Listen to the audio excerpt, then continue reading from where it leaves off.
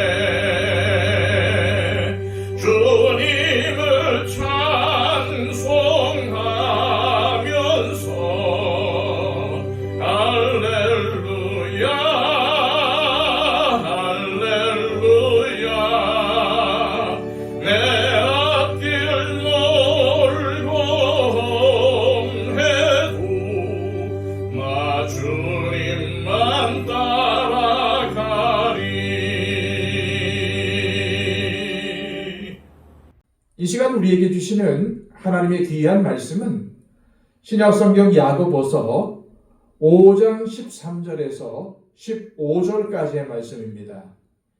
신약성경 375쪽입니다. 너희 중에 고난당하는 자가 있느냐? 그는 기도할 것이요. 즐거워하는 자가 있느냐? 그는 찬송할지니라. 너희 중에 병든 자가 있느냐? 그는 교회의 장로들을 청할 것이요. 그들은 주의 이름으로 기름을 바르며 그를 위하여 기도할지니라. 믿음의 기도는 병든 자를 구원하리니 주께서 그를 일으키시리라. 혹시 죄를 범하였을지라도 사하심을 받으리라. 아멘.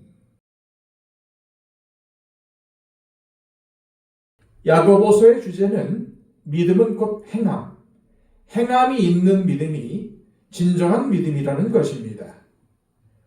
야고보는 야고보서를 시작하면서 믿음은 잘 참고 인내하는 것이라고 했습니다. 그리고 그렇게 인내하는 중에 지혜가 부족해서 흔들리면 하나님께 기도하여 구하라고 권면했습니다. 단 믿음으로 구해야 응답받을 수가 있다고 했습니다. 또한 가난하고 억눌린 형제는 장차 하나님께서 높이실 것을 자랑으로 여기며 살라고 했습니다. 반면에 부한 형제는 겸손하여 낮아짐을 자랑하는 것이 올바른 믿음의 자세라고 말씀했습니다. 그러나 자기 욕심에 이끌려 사는 사람은 마귀의 시험을 받게 됩니다. 그러기에 욕심에 끌려서 받는 시험을 하나님이 주시는 시련이라고 말하지 말아야 한다는 것입니다. 그러므로 행함이 있는 믿음은 욕심을 내려놓고 하나님께서 주신 것에 자족하는 삶입니다. 또한 행함이 있는 믿음으로 산다는 것은 듣기는 속히 하고 말하기는 더디하는 것입니다. 특히 하나님의 말씀을 듣고 행하는 것이 중요하다고 말씀합니다. 그런데 야고보서에서 아주 중요하게 취급되는 주제가 바로 부의 문제입니다.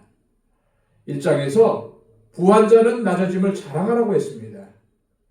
2장에서는 부유함과 가난함으로 성도를 차별하는 것은 믿음을 가진 그리스도인으로서 합당치 않다고 말씀하고 있습니다. 돈 때문에 사람을 차별하는 것은 믿음으로 사는 모습이 아니라는 말입니다.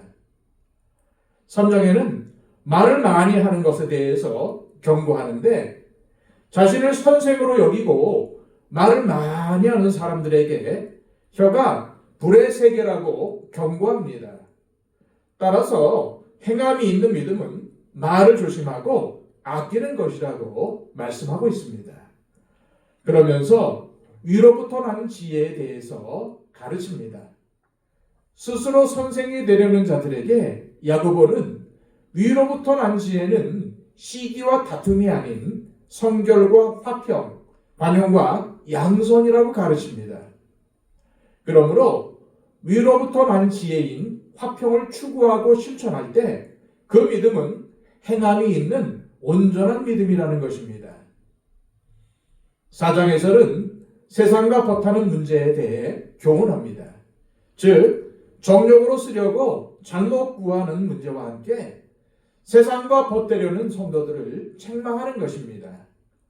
그러므로 행함이 있는 믿음으로 산다는 것은 두 마음을 품지 않는 것입니다.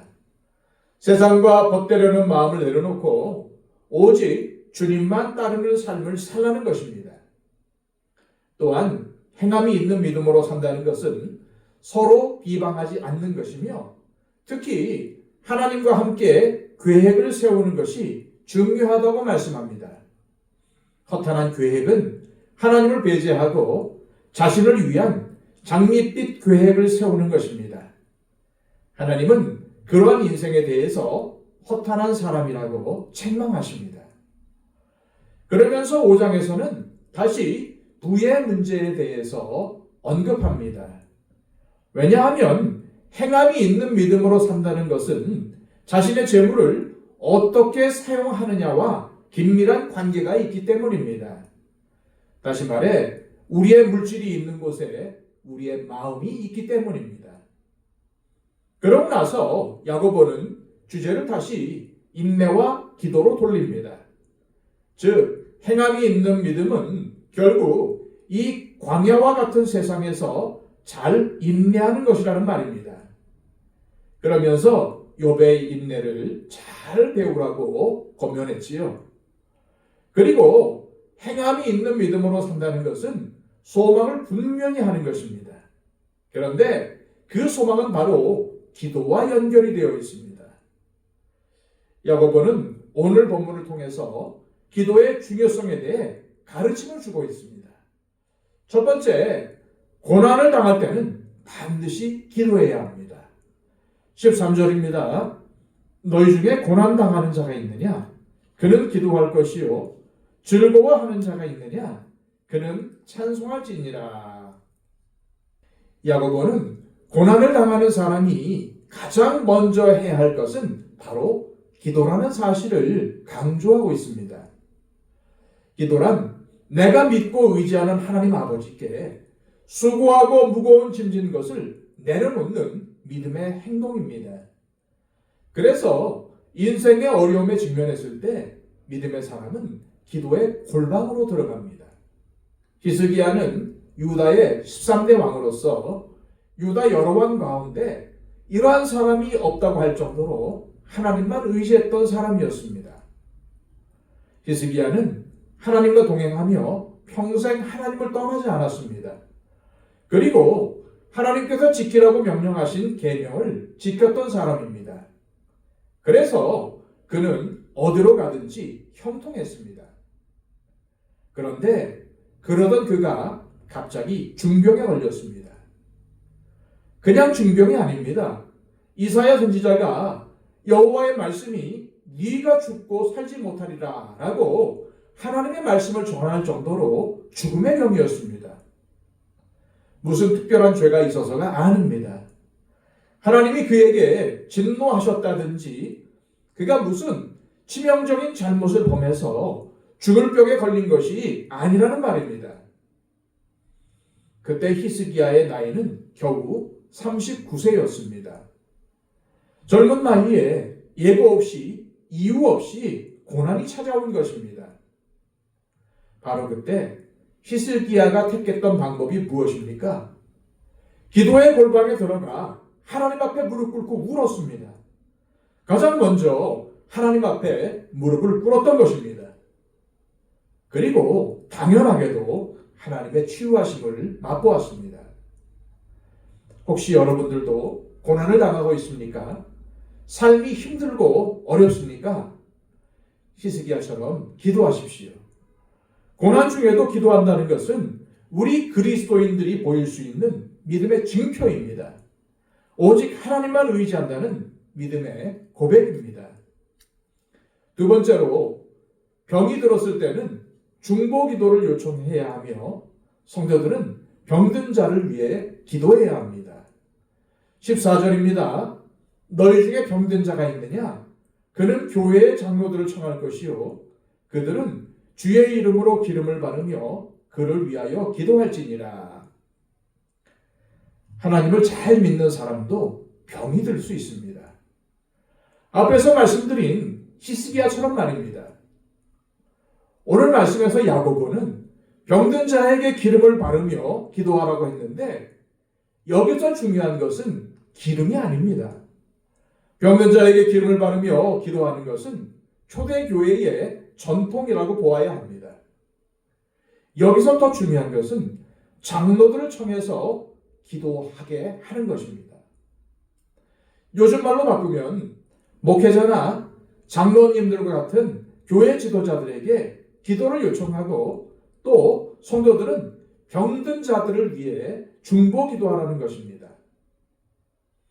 믿음의 사람도 병에 걸릴 수 있고 병에 걸렸을 때 본인도 기도해야 하지만 교회 공동체의 지도자들을 청하여 기도를 받고 성도들에게 중보 기도를 요청하라는 것입니다.